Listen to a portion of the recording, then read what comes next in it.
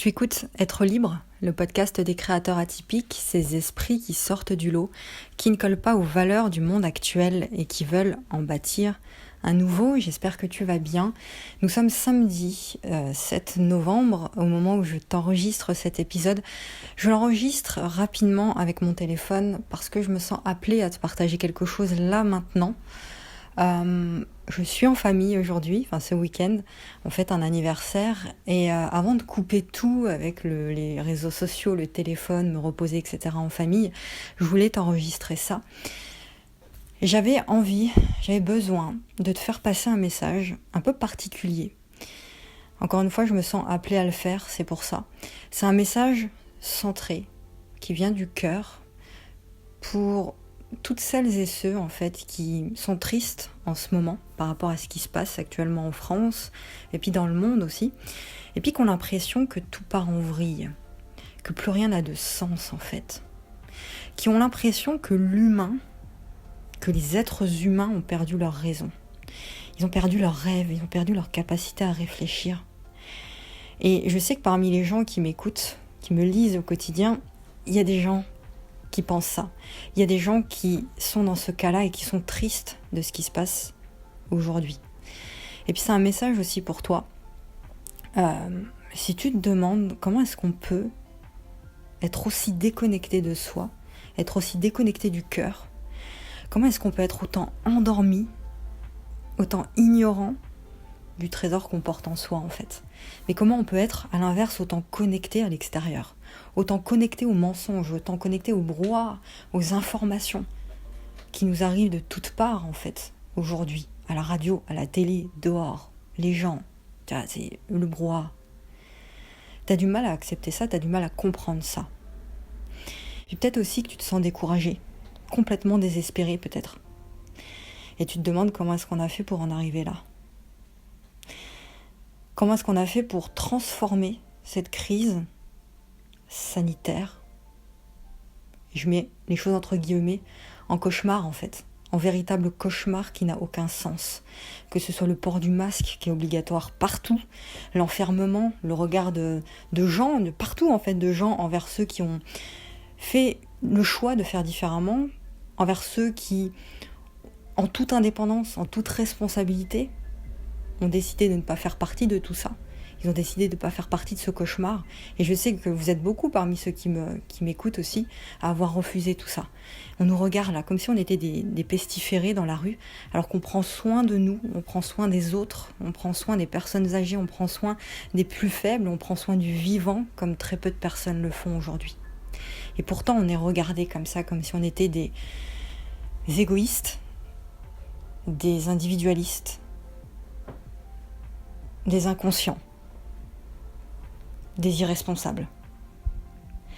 Simplement parce qu'on refuse de se soumettre à tout ce qui nous est imposé aujourd'hui et qui pour la plupart des choses n'ont aucun sens.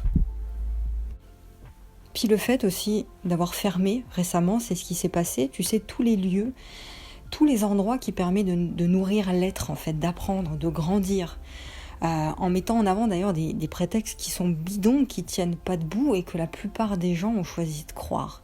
Tout ça, ça tient pas debout. Et toi, tu te demandes pourquoi autant de personnes consentent, pourquoi autant de personnes se laissent convaincre en fait que tout ça c'est nécessaire pour notre bien, sans aller plus loin dans la réflexion que ce que les médias pondent au quotidien. Donc ça, ce que je voulais te dire aujourd'hui, c'est que si tu te retrouves là-dedans, t'es pas seul. T'es pas seul à en avoir marre de tout ça. Moi, ce que je te recommande, parce que c'est un message positif, j'ai pas envie qu'on s'apitoie ou quoi que ce soit dans cet épisode, je voulais te faire passer un message positif. Ce que je te recommande de faire, si tu ne le fais pas encore, évidemment, parce qu'il se peut que tu le fasses déjà, c'est de te retrouver chaque jour un moment avec toi-même. Tu te concoctes chez toi, tu sais, ton petit coin zen, rien qu'à toi, rien que pour toi, pour méditer. Okay, et le mieux c'est de le faire à l'extérieur aussi, si tu as un coin de nature dans ton jardin ou même un petit coin, un coin de nature près de chez toi, si tu le peux évidemment, sinon dans ta maison c'est très bien. Ce que tu peux faire aussi, c'est demander de l'aide.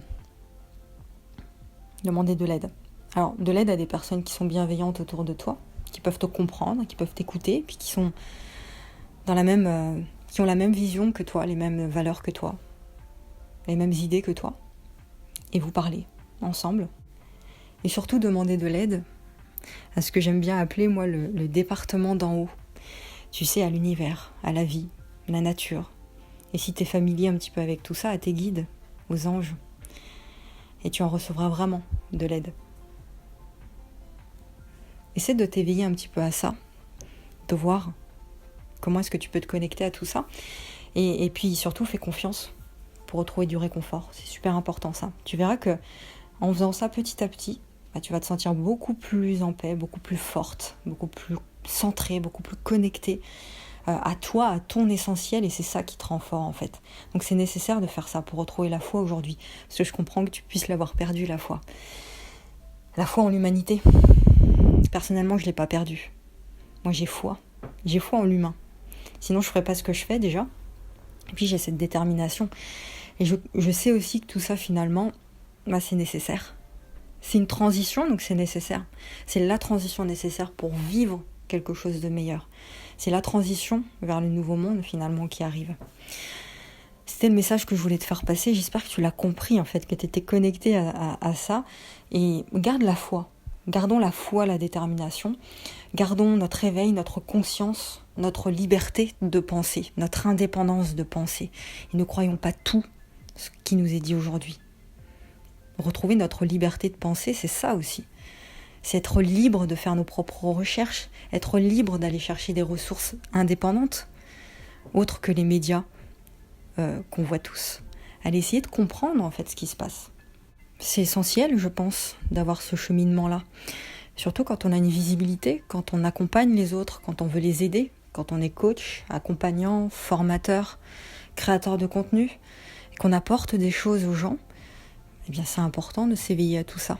C'est important d'aller chercher le bon sens, l'éveil, le vrai en fait, et pas se laisser avoir par tout ce qu'on nous dit. C'est essentiel, selon moi. Et puis rapproche-toi de la nature, parce que ça c'est notre bénédiction finalement, c'est notre réconfort. Voilà, je vais te laisser là-dessus, je vais te dire de prendre bien soin de toi et d'appliquer ce que je t'ai proposé ici, si tu ne les fais pas déjà évidemment. Et puis si tu le fais, fais passer tes messages aussi, profites-en pour le faire passer, parce que c'est essentiel de faire passer tes messages aujourd'hui si tu en as, surtout les messages qui viennent du cœur et qui sont constructifs, positifs et bienveillants. Voilà. Et je voulais terminer cet épisode par quelque chose de positif, vraiment, par te lire un texte que j'ai trouvé sur Instagram il y a quelques jours. Je ne sais plus de qui c'est, il faudra que je te le retrouve et que je te mette ça dans la description. Ce texte, le voici, écoute bien. Nous ne pouvons pas contrôler le monde extérieur. Ce n'est pas possible. Le monde extérieur est impermanent. Il l'a toujours été et il le sera toujours. La constance, les bases, l'équilibre, c'est toi qui les crée à l'intérieur de toi. Tu crées ton ancrage, ce que tu nourris en toi, ce qui te fait vibrer, pour t'adapter ensuite à l'inconstance extérieure. Aujourd'hui, la situation, on la trouve particulière, car elle ne ressemble pas du tout à nos projections mentales. Elle ne ressemble pas à nos attentes, elle ne ressemble pas à nos envies, elle ne ressemble pas à hier et elle ne ressemble à rien de ce qu'on a déjà connu. Mais elle n'est pas particulière en fait, elle est juste le monde extérieur. Elle est juste des événements inconnus. Elle fait peur, elle peut créer des sacrifices aussi, elle engendre des fins brutales, des virages à 180 degrés, et j'ai une tendre pensée d'ailleurs pour toutes les personnes dont leur profession et leur cadre de vie sont mis en péril par ce qu'il se passe. Comment sera demain ?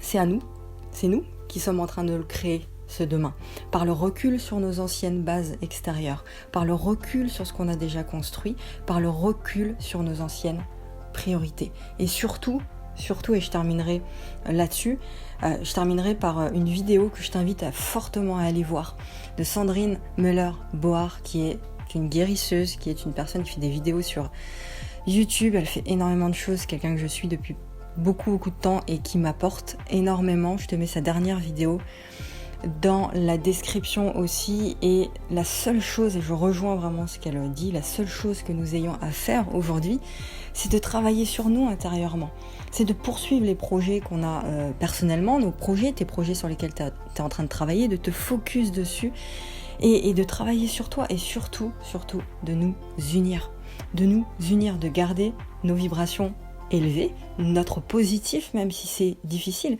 mais pour ça il faut travailler sur nous intérieurement. C'est la seule et unique chose que l'on puisse faire aujourd'hui individuellement et nous unir dans cette décision-là en fait, dans cette action-là. Voilà ce que je voulais te dire aujourd'hui, j'espère que ça a pu t'aider ça. Et puis je te laisse avec la conclusion du podcast. On se retrouve très vite pour un nouvel épisode du podcast. Et puis on se retrouve demain à l'écrit dans ma lettre privée. Prends soin de toi et à très vite.